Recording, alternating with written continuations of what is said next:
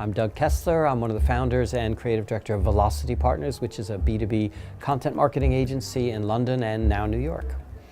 Awesome. You just came off stage. Can you give us some key takeaways from what you've just been teaching us? So what I was talking about at the conference was about exposing conventions of content marketing, the invisible conventions, the kind of rules that we all follow without even thinking. And to try to get those on the table and analyze them and explore ways of breaking those rules and bending those rules and playing with those rules to see if we can make better content, less conventional content. Content that doesn't scream, this is marketing coming at you kind of thing. So my talk was all about that, trying to pick a few conventions and seeing what happens when you break them. So how do you break those conventions, and what would be your advice to marketers today? So, my advice to marketers who want to break conventions is, first of all, do it in a safe environment, right? Like, get people on board that that's what you want to do. Create a place where you're saying, we're going to try new things here and see what they look like. You don't have to commit to publish. People think like you go down this road, it's something's going to leak out of the company that will embarrass you, right? It's just, no, find out and test in a safe place in a team that is trying to break some rules. So pick some rules to break, see what happens when you do. The one I talk about in the talk is why do you always have to put the best foot forward? Can you not share some of the weaknesses of your product in a constructive, helpful way? It's a really powerful thing to try to do. And so I would tell teams, look, give it a try. See what happens when you admit to the downsides of your product, admit that there are people out there who shouldn't be buying it, and see just how risky and painful that really is. And in most cases, it isn't. It's quite exciting. So, what's a common content marketing challenge companies face today? So the common content marketing challenges, there's a lot we see over and over again. And one of the biggest ones for us is the alignment of the people in the company that you're all doing the same thing. And I think content marketers who get really excited about this new way of marketing forget to bring people along with them. And so they get judged by the wrong yardsticks and they get attacked for things they're not even trying to do and that kind of thing. So for me, it's really important to get the key stakeholders, whoever's going to be judging your work, on board with the strategy and the goals and the technique and what is content marketing and why. Or someone's going to ride out from sales and say, why didn't you even mention the product here? What's going on? You need to get these people on board before you head out. So for me, content marketers have to be change managers. They have to learn how to drive change in a company. And it isn't just by doing new things, it's by helping bring people along. Great. So what are your predictions for content marketing? Like if you look a bit into 3-5 years from now, what does content marketing look like? For me, content marketing's changing fast. One of the ways it's changing is it's going mainstream in a big way. And content marketing used to confer advantage to anyone who did it because they were the only one in their market doing it. It was a cool thing to do. Now, if everyone in your market's doing it, it still confers benefits, but it doesn't really confer these extra advantages over your competitors. So what do you do in a world like that? What's content marketing going to look like? And I think what it's doing is dissolving into mainstream marketing. It's becoming core. I don't think it's a fad that's passing by any means. When will it be a bad idea to help your customers do their jobs or live their lives? It's always going to be with us. But as it goes mainstream, it gets more conventional, more typical of what marketing looks like. And the big challenge will be, how do you make stuff that doesn't feel that way, that doesn't look and smell and feel like marketing? And so, authenticity, I think the currency of authenticity will go up and up over the next 3, 4, 5 years of doing content that comes from the heart, that is really talking about something that matters. And the kind of bullshit layers of marketing will kind of erode away. I think content marketing will get a lot more granular, specific topics, more personalized, more interactive. It'll get more digital. I think we're still stuck a bit in a print kind of mindset, even when it's on screen, PDFs and things like that. So I expect more interactive, dynamic experiences too. Okay, and that's interesting. Could you come up with some examples of how that could work? Like if it's going to be personalized, it's going to be authentic, it's going to be interactive and engaging. What does that, how do we get there? Yeah, what does interactive content look like? It's becoming much more tech-enabled, like dynamically produced. So if it's personalized, it could be done on the fly. If you know something about your audience, and we are collecting more and more data, You could create a new piece of content for that person based on what you know. That could be a unique piece of content for them. I know the Content Marketing Institute in America has a intelligent content conference, which is looking at this kind of thing. It's pretty exciting, actually, that it doesn't have to be a single monolithic piece that goes to everybody. It can be dynamically assembled. Is one example of how personalized and interactive content might work. Wow. So, sorry, I'm digging more into this, but Sure.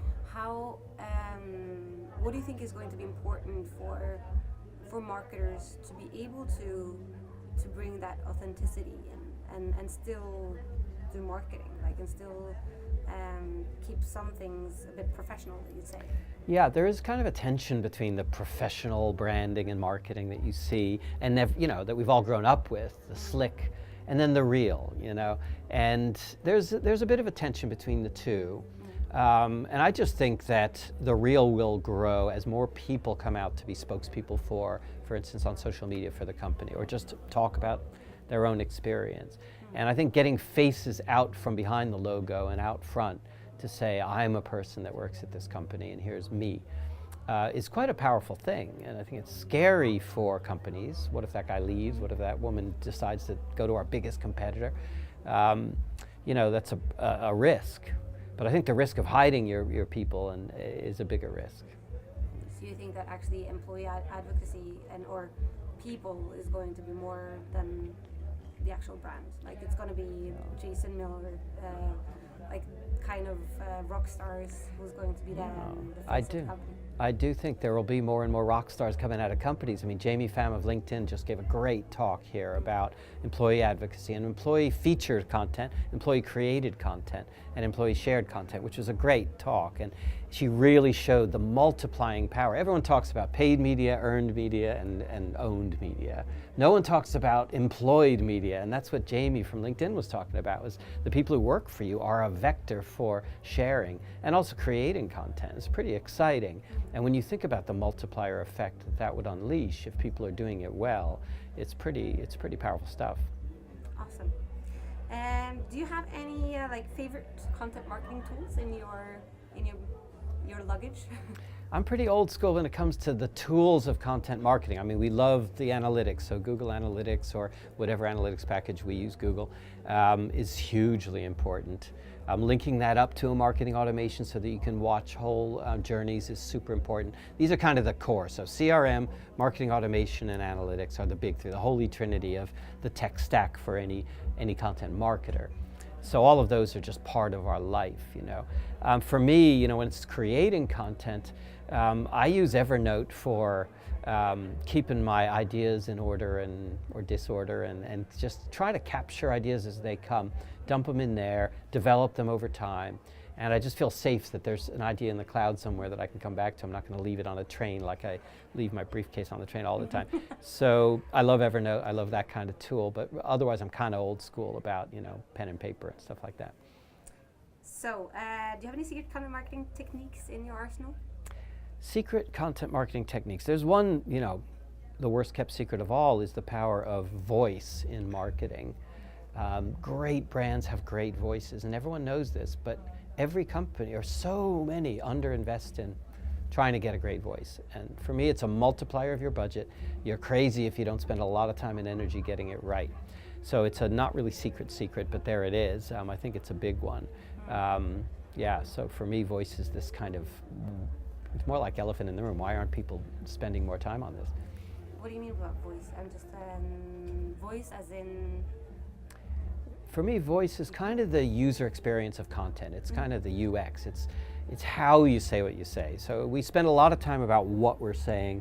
We don't spend nearly as much time on how are we saying it. Are we saying it in a way that is distinctive, compelling, fun, smart, entertaining, funny maybe? I mean, all these things are at our disposal, When we're in front of somebody, we have gesture and we have facial expression, we have tone of voice, and all these things we can play with, like 10 or 20 different ways to signal things. In content, you'd have a few, and tone of voice of your content is the main one. It's the big one.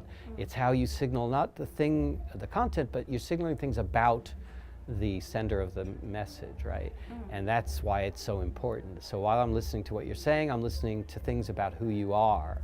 And That's what tone of voice does for you. It signals, it's almost like parallel channel about who you are as a company and brand, and it should be paid attention to.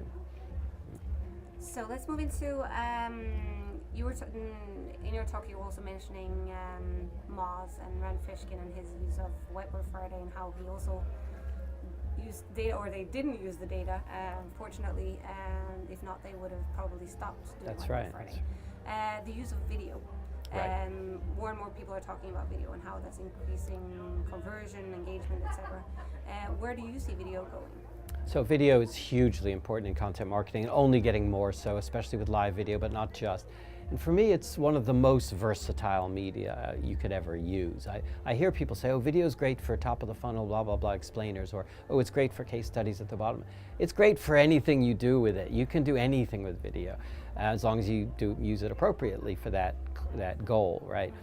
So I love video as the go-to. It's also a great master piece of content, because if you have videoed me, and as you are now, you've got audio, you've got video, you've got text if you want it, you've got stills, it's all there, so packed into the medium.